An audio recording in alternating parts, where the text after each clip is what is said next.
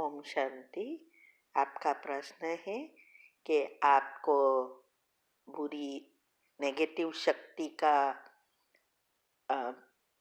Problem हो गया था और आपने कुछ करवाया तो थोड़ा फील अच्छा हो रहा है, लेकिन अभी डर लगता है कि योग करने से अभी ऐसा लगता है कि आत्माओं का आह्वान करती तो वो मेरे पीछे ना पड़ जाए फिर से। मम्मी ने कहा अब ये छोड़ दे, मुझे समझ नहीं आ रहा है। मैंने सबसे कहा कि मैं ओम शांति नहीं छोड़ूंगी, पर मुझे योग करने से डर लगता है। मेरी एकाग्रता बिल्कुल नहीं है, समझ नहीं आ रहा है, वापस कलयुग के मार्ग पर नहीं जाना चाहती। कृपया मुझको मार्ग दिखाइए। उत्तर है, देखो, पहले तो ये आप समझो कि ये किस पर असर होती है। मैंने पहले भी 2-3 टॉपिक यूट्यूब पर भी रखे हैं कि किस आत्मा के अंदर दूसरी आत्माएं आ सकती है। वैसे तो हम इसमें बिलीव नहीं करते हैं कि ऐसी कोई चीज़ होती है, लेकिन अगर हम एनर्जी के रूप में से देखें तो जिस आत्मा की नेगेटिविटी बढ़ जाती है और आत्मा की शक्ति कम हो जाती है, तब जिस आत्मा की शक्ति, भटकती हुई आत्मा की शक्ति हमारी आत्मा की शक्ति से ज़्यादा है तो ही आ सकती है। अगर हम पॉजिटिव है, आत्मा शक्तिशाली है, तो कोई भी आत्मा आ नहीं सकती। ये सारा हमारे विचारों का ही खेल है। जब नेगेटिविटी एकदम बढ़ जाती है तो हमारा बिहेवियर ही चेंज हो जाता है। तो योग से आत्माएं आएगी नहीं, योग से आत्माएं भागेगी। कोई भी आत्मा टिक नहीं सकेगी। इसीलिए भक्ति में भी दिया जलाते हैं तो क्या कहते हैं? कहते हैं ना कि घर में रोज दिया बत्ती करो, अगरबत्ती करो तो भूत नहीं आएंगे। लेकिन ये स्थूल है और तो भी लोगों के घर में भूत आते हैं। उसका कारण क्या है? कारण एक ही है कि ये स्थूल दिए की बात नहीं है। जब आत्मा रूपी दिए को हम जगाते हैं, उसमें शक्ति, तेल रूपी शक्ति भरते हैं, तब हमारी शक्ति, घर के वाइब्रेशंस, घर की फ्रीक्वेंसी बढ़ जाने से दूसरी आत्मा कोई भी आ नहीं सकती।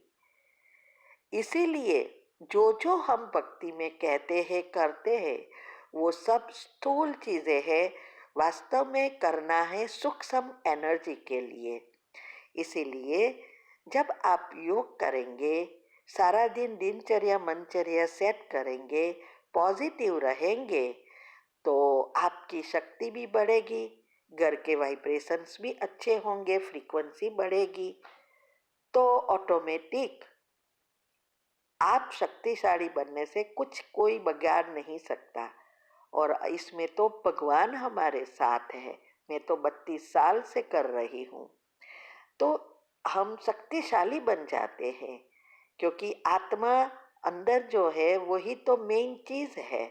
शरीर तो ऐसे तो चलेगा ही नहीं ना।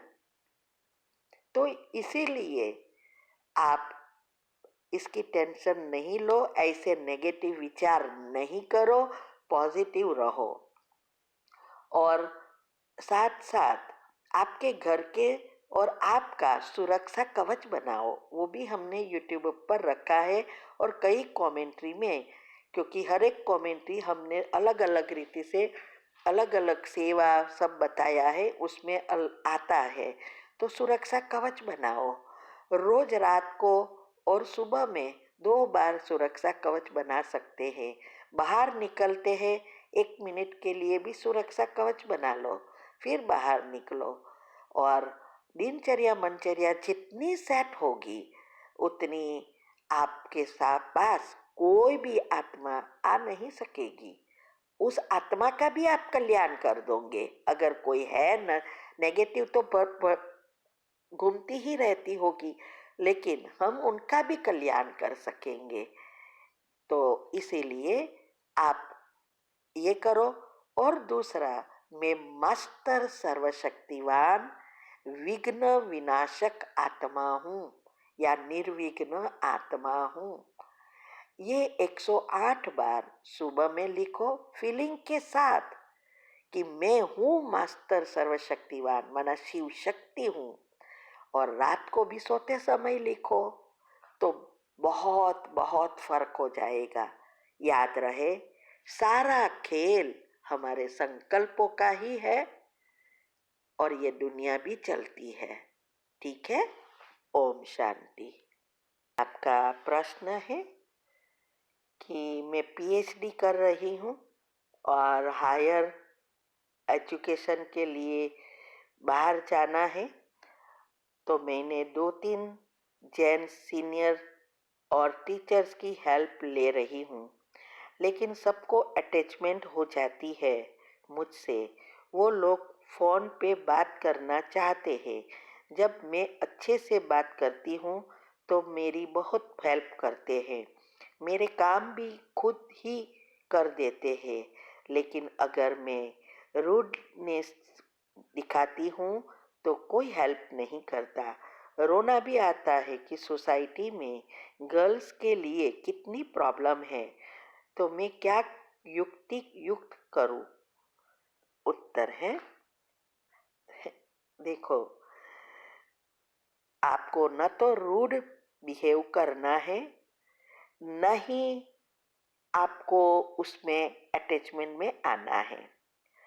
बाबा भी कहता है युक्ति युक्त सब कुछ करना है और प्रेम से काम लेना है। तो अगर आपको बात करना अच्छा नहीं लगता है तो आप कोई बहाना कर सकते हैं कि पेरेंट्स का बहाना, आपकी स्टडीज़ का बहाना। तो कभी कभी बहाना काढ़ो, कभी कभी बात करो और अपना काम निकालवा दो। ये जरूरी नहीं है कि वो अटैचमेंट में आ जाते और आप भी अटैच हो जाओ। ऐसा जरूरी तो नहीं है ना। ये तो दुनिया में सबको होता है, घर में भी ऐसी ही होता है ना। हर एक माताओं के साथ पति पत्नी का कितना अटैचमेंट होता है, माँ बाप और बच्चों का कितना अटैचमेंट होता है, फिर भी कितने डिटैच होते हो जाते हैं। तो हमें हमारी अवस्था ऐसी बनानी है कि हम किसी में फंसे नहीं। आपको तो सिर्फ बातें करते हैं, हम तो साथ में रहते हैं, घर में रहते हैं, फिर भी डिटैच रहते हैं। तो क्या हम किसी को रूडली बात करते हैं? नहीं। सबको तो ऐसा ही लगेगा कि बहुत प्रेम करते हैं, लेकिन अंदर से बाबा और ऊपर से सभी को चले, अच्छा लगे ऐसा बिहेव करना, यही तो युक्तियाँ है। तो अपनी अवस्था बनाओ। स्टडीज के लिए भी अपनी अवस्था जितनी अच्छी होगी तो आपको अच्छी रीति समझ में आएगा, अच्छे मार्क्स से पास हो जाएंगे। भले आप बहुत ना कर सको, लेकिन सुबह में अमृत वेले के बाद पढ़ते समय 1 मिनट योग करके सबकॉन्शियस माइंड को इंस्ट्रक्शन दे के पढ़ेंगे तो जल्दी जल्दी अंदर सब कुछ जाएगा। और हर घंटे जो दिनचर्या ग्रुप में आता है ऐसे डाउनलोडिंग करेंगे अच्छे विचारों से, तो आपकी डेल्टा निंद्रा भी सेट हो जाएगी। तो इससे भी आत्मा शक्तिशाली बनेगी, सबकॉन्शियस माइंड पावरफुल बनेगा। तो विधि फॉलो करते जाओ और दुनियावी लोगों से युक्तियाँ रचकर अपने को जो चाहिए वो काम निकालवाओ। उसको जो सोचना है, जो करना है करे। हाँ, लेकिन अगर वो ऐसी कोई बुरी या विकारी बात करते हैं तो प्रिकॉशंस उसको कह देना चाहिए। लेकिन अगर ऐसे ही बात करना चाहे तो इसमें कोई बुराई नहीं है, क्योंकि ये तो दुनिया का नेचर है। फीमेल और मेल का अट्रैक्शन होता ही है। लेकिन कौन कितना अपने आप को संभालता है, उस अनुसार उसको प्राप्ति होती है। तो हमें तो रहना तो यह दुनिया में ही है, इसी घर में है, लेकिन युक्तियाँ रच कर हमें अच्छा भी रहना है, हमारा काम भी स्थूल भी करना है और सूक्ष्म में भी पुरुषार्थ तीव्र रखना है। ठीक है। ओम शांति।